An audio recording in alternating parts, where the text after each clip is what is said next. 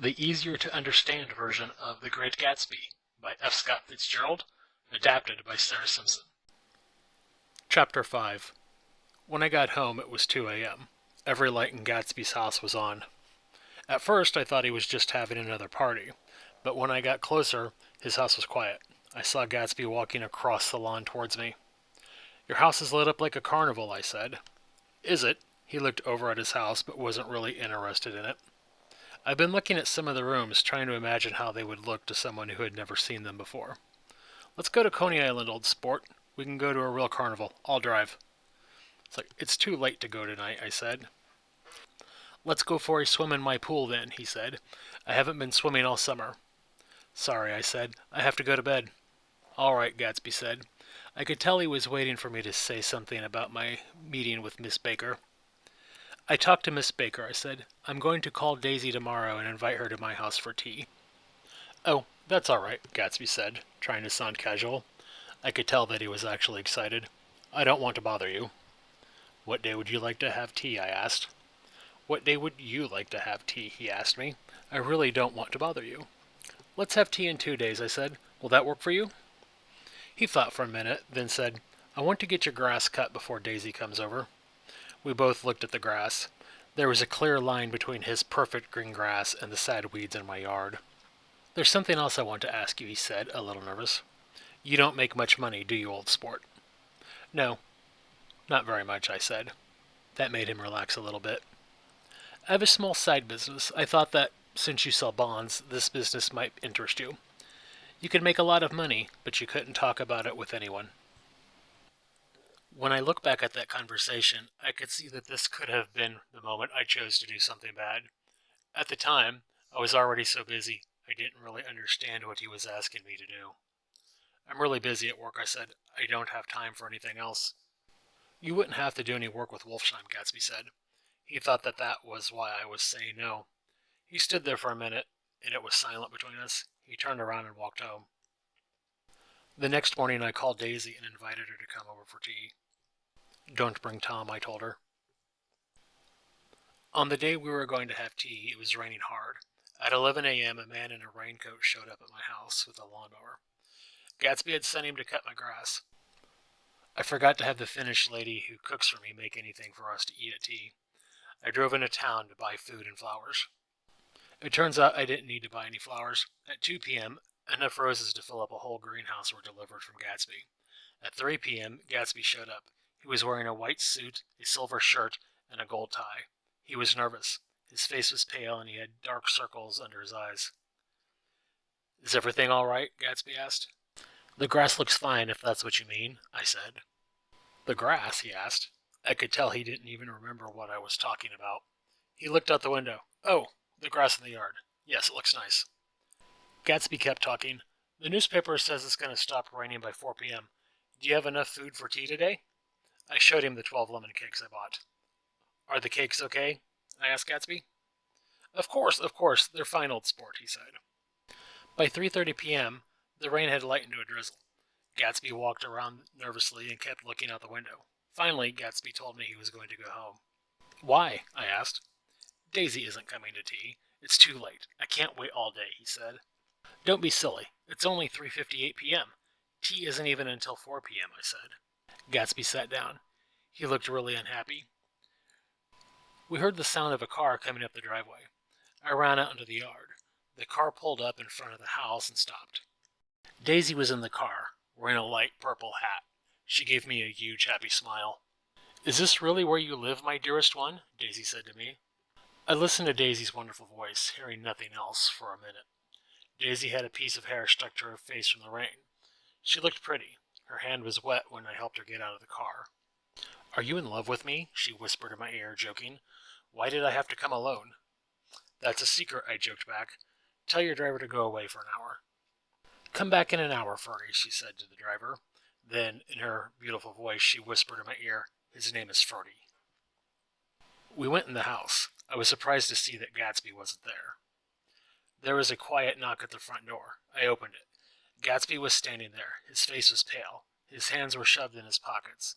He was standing in a puddle of water. He looked nervously into my eyes. Gatsby kept his hands in his pockets as he walked awkwardly into the living room. I listened from my spot in the hallway. For about 30 seconds, there wasn't a sound. Then, I heard someone speaking quietly, but I couldn't make out the words. Daisy, in a fake-sounding voice, said, "I'm glad to see you again." There was another long silence. I finally went into the room. Gatsby was leaning against the fireplace with his hands in his pockets, pretending to be relaxed and casual. He had his head tilted back so far it was touching the old broken clock on the mantel. He looked down at Daisy, who was sitting in the chair looking uncomfortable. "We've met before," Gatsby said to me very quietly. He tried to laugh, but it sounded fake. Just then, he knocked over the broken clock on the mantel. He was able to catch it before it landed on the floor.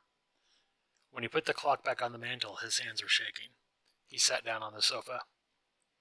"I'm sorry about the clock," Gatsby said. My face turned red. I felt embarrassed for Gatsby looking so stupid in front of Daisy. "We haven't seen each other in years," said Daisy. 5 years next November, Gatsby blurted out quickly. It was obvious to all of us that he had been keeping track of the time, and it made things awkward again. We went to drink tea and eat the lemon cakes. The tea and cakes were a good distraction from all the weird silences. Daisy and I talked while Gatsby watched us. As soon as I could, I told them I needed to go do something. It was just an excuse to get out of that room. "Where are you going?" asked Gatsby. He seemed nervous to be left alone with Daisy. "I'll be back," I said. I walked into the kitchen. Gatsby followed me. "This is a terrible mistake," he said. "It's going badly." "You're just nervous, that's all," I said to Gatsby. "Daisy is nervous too." "She's nervous?" Gatsby repeated. He sounded like he didn't believe me. "Yes, she's just as nervous as you are," I said. "You're acting like a little boy. You're being rude. Daisy is sitting in there all alone." Gatsby held up his hand to stop me from saying anything else. Then he opened the door and went back into the room with Daisy. I went outside using the back door of the house so I wouldn't interrupt Gatsby and Daisy. It was raining hard again. I stood under a tree so I wouldn't get as wet and looked at Gatsby's giant house. 30 minutes later, the sun came out again. I saw a maid opening up each of the windows of Gatsby's house. At one window, the maid stopped, leaned out the window, and spat into the garden. It was time for me to go back inside. I made a lot of noise in the kitchen so they would know I was coming. I didn't want to walk in on them doing anything that would embarrass us all. When I went back into the living room, they were sitting on the couch together, looking at one another. They didn't look nervous anymore. Daisy had been crying. Gatsby looked totally different. He was glowing with happiness. "Hello, old sport," he said to me. "It stopped raining," I said. "Has it?" Gatsby said. He was so focused on Daisy that he hadn't even noticed the sunlight coming in through the windows. "It has stopped raining." "I'm glad, Jay," Daisy said. Her voice sounded happy despite the crying. "I want you and Daisy to come over to my house," Gatsby said. "Are you sure you want me to come?" I asked. "Absolutely, old sport," Gatsby said. Daisy went upstairs to wash her face, and Gatsby and I went outside to wait for her. When we were alone, Gatsby turned to me and said, "My house looks good, doesn't it?" I told him it did. "It only took me 3 years to make enough money to buy that house," Gatsby said. "I thought you inherited your money," I said. "I did, old sport," he said to me very quickly, "but I lost most of it in the big panic, the panic of World War I. I could tell he was lying. I asked him what work he did to earn money, and he snapped, "That's none of your business," before realizing that he sounded rude. Gatsby changed back into his polite self. "I've been in several different businesses, drugstores, oil drilling, but I don't do either of those things now."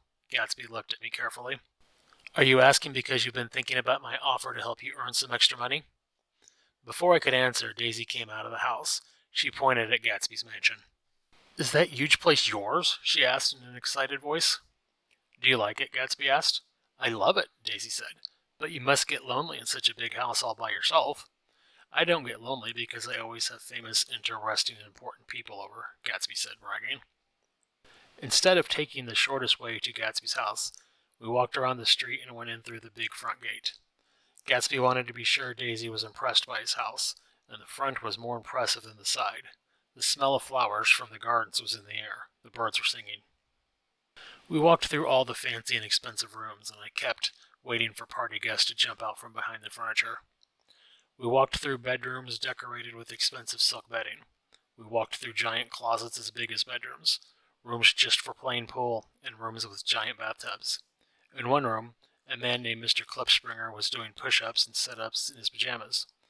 Mr. Klipspringer had just showed up one day, and Gatsby never asked him to leave. The whole time we were walking around the house, Gatsby never stopped looking at Daisy. He liked seeing her reaction to all the beautiful things in his house. Once, he almost fell down the stairs because he was looking at Daisy instead of where he was going. Finally, we went into Gatsby's private rooms. A bedroom, a bathroom, and a small study. We sat down in the study and drank some wine. His rooms were very plain compared to the rest of the house. The only fancy thing in them was a brush, comb, and mirror made of real gold sitting on the dresser. When Daisy brushed her hair with his hairbrush, Gatsby sat down and began to laugh with happiness. He couldn't believe she was finally here, in his house. It was what he had dreamed of for the past 5 years, and now it was really happening. Gatsby walked over to his closet and opened it. He had hundreds of shirts, all in different colors, stacked up in tall piles. I hire a man in England to pick out all my clothing. He sends over new clothes every spring and every fall, he says. Gatsby started to get out shirts and throw them onto the table. The shirts made a huge pile of silk, flannel, and linen in every color and pattern. Apple green, purple, coral, plaid, stripes. Every shirt had Gatsby's name stitched on them in blue thread. Daisy put her face into the shirts and began to cry. "They're such beautiful shirts," she sobbed. "It makes me sad because I've never seen such beautiful shirts before." After we finished seeing every room in the house, Gatsby wanted to show us the gardens, swimming pool, and hydroplane, but it started to rain again. We stood together and looked out the window at the bay. "If it weren't raining so hard, we'd be able to see your house from here, Daisy," Gatsby said. "You have a green light that stays on all night at the end of your dock." Daisy put her arm around him, but he didn't notice. He was thinking about the green light. For years, that light had been his only connection to Daisy. Now, Daisy was here with him. The light would never be as special to him again. I could tell he felt a little sad to lose part of his dream. As I walked around Gatsby's study, I noticed a large photo of an old man on a big boat hanging above Gatsby's desk. "Who is that man in the photo?" I asked. "That's Mr. Dan Cody, old sport," Gatsby said. I thought I had heard the name somewhere before, but I wasn't sure where. "Mr. Cody is dead now," Gatsby said. "He used to be my best friend." There was a small picture of Gatsby sitting on the top of the dresser.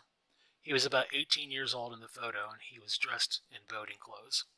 He had a proud expression on his face, like he thought he could do anything he wanted to do. In the photo, he had his hair slicked back in a pompadour, a hairstyle that was very popular at the time. "I love that picture," Daisy said.